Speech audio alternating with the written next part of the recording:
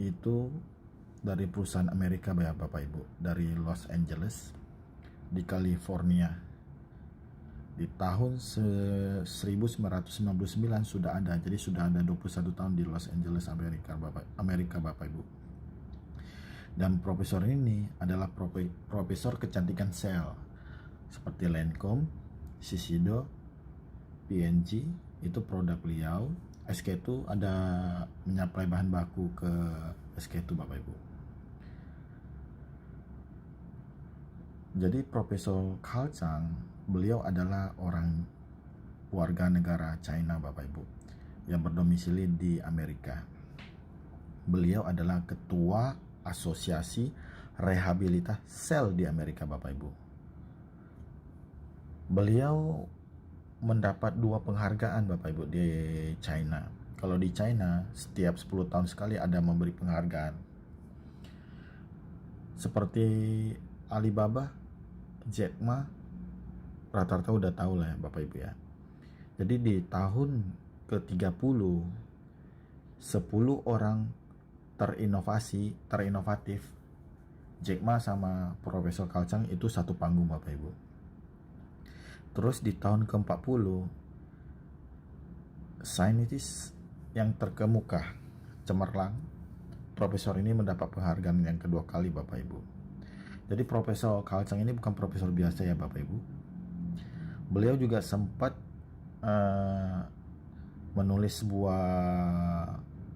menerbitkan sebuah majalah tentang pengobatan sel ya Bapak Ibu.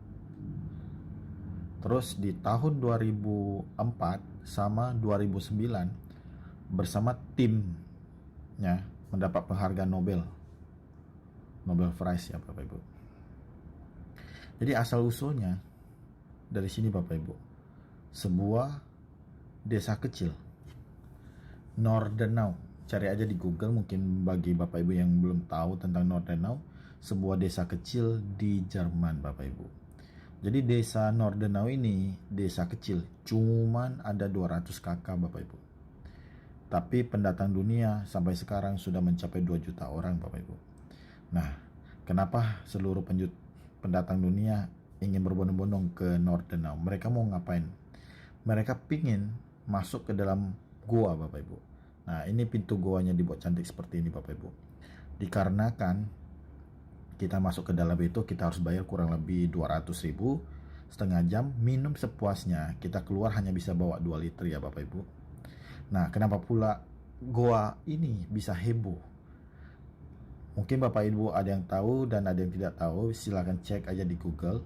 Di tahun 1986 ada kecelakaan ledakan nuklir di Uni Soviet, Chernobyl. Nah, itu agak menghebohkan dunia. Rata-rata orang tahu Bapak Ibu. Kalau nggak tahu ya tinggal cari di Google. Itu karena kecelakaan ledakan nuklir menyebabkan 90 ribuan orang meninggal Bapak Ibu. 270 ribuan orang itu luka-luka. Dan belasanan anak yang karena radiasi ledakan itu menyebabkan belasan anak kena leukemia Bapak Ibu. Belasan anak ini udah divonis dokter sisa beberapa bulan Bapak Ibu. Tetapi dibawalah oleh Pak Thomas, pemilik gua ini, untuk terapi di dalam gua selama 1 tahun. Minum air di dalam gua ini Bapak Ibu selama 1 tahun, ternyata tidak ada satu anak pun yang meninggal dunia. Nah, itulah yang membuat gua ini heboh Bapak Ibu. Karena ada beberapa anak juga di lab diuji lagi, ternyata leukemianya ada yang sembuh total. Jadi profesor ini merasa aneh, ada apa sih di dalam gua?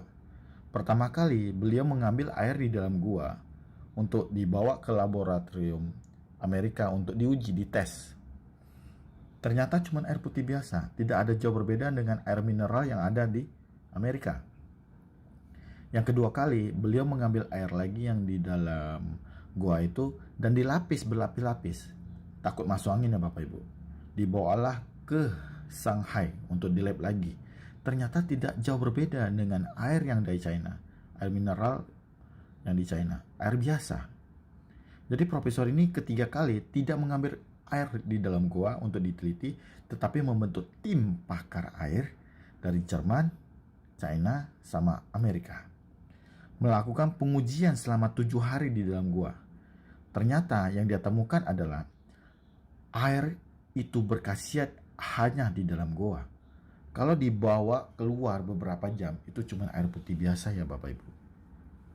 Terus yang kedua yang dia temukan adalah air di dalam gua itu kandungan hidrogennya sangat tinggi Bapak Ibu. Yang ketiga yang dia temukan, untuk memasuki ke dalam gua itu kurang lebih ada 100 meter dalam, gelap gulita, nggak ada cahaya matahari. Seharusnya nggak ada fotosintesis, nggak ada tumbuhan yang hidup, lumut yang hidup Bapak Ibu. Tetapi di dalam gua itu ada tumbuhan lumut yang hidup. Setelah diteliti oleh profesor, ternyata karena frekuensi di dalam gua, resonansi di dalam gua, yaitu kuantum energi yang menjadikan hak paten sedunia oleh profesor ini. Jadi profesor ini berpikir, gimana saya menciptakan sebuah mesin air mineral biasa, air putih biasa yang diproses melalui mesin ini, air itu berkhasiat setara seperti air yang di gua Bapak Ibu. Sehingga muncullah alat medis quantum energy hydrogen water yang pertama. Seperti ini Bapak Ibu. Ini yang model lama, ada lagi sekarang yang model baru. Nah, setelah berhasil, profesor ini memberikan air yang diproses dari alat medis rumah tangga ini dibagikan ke orang yang antri masuk ke dalam gua. Seperti kanker payudara, diabetes, rematik, semua bersaksi hasil air yang diproses dari mesin medis kuantum ini, airnya berkhasiat sama seperti air yang di dalam gua. Nah, cara kerjanya seperti apa Bapak Ibu? Prosesnya. Jadi, air putih biasa yaitu H2O, gabungan hidrogen dan oksigen ya Bapak Ibu. Air putih biasa gabungan hidrogen sama oksigen yaitu H2O.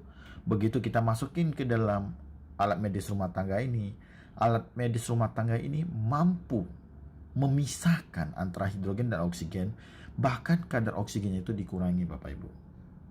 Sehingga kadar hidrogennya sangat tinggi, makanya disebutlah air hidrogen. Nah, teknologi itulah yang dibuat di dalam alat medis kuantum ini Bapak Ibu. Dan selanjutnya, karena ini perusahaan Amerika ya Bapak Ibu, otomatis kalau di Indonesia kita bilang BPOM ya Bapak Ibu, tapi kalau di Amerika yaitu FDA yang lebih terkenal. Jadi kategori mesin ini dia bukan water filter atau sejenis saringan Bapak Ibu, tetapi adalah UPC medical, alat medis rumah tangga kalau bahasa Indonesia ya Bapak Ibu.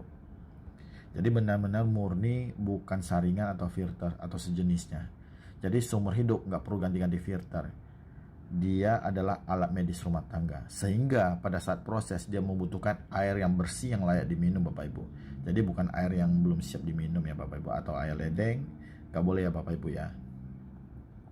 Nah, ini adalah hak paten yang di Amerika dan hak paten yang di China Bapak Ibu. Oke, sekian, terima kasih.